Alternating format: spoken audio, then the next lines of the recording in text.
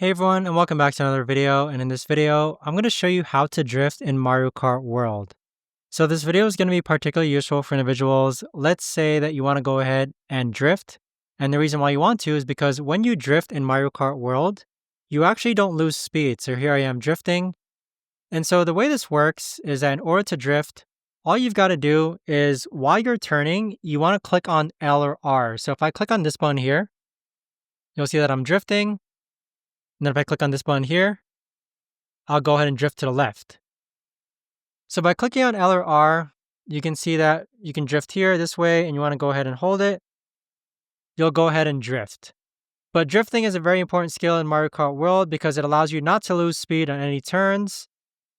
And so once again, just to show you what buttons I'm pressing, I'm basically just pressing the R button when I'm going into a turn or the L button while I'm going into a turn.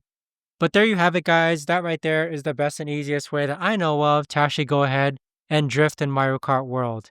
If you guys know of a better or easier way to actually do this, let me know in the comments down below. I would love to know. Thanks so much for watching, everyone, and I'll see you guys all in the next video.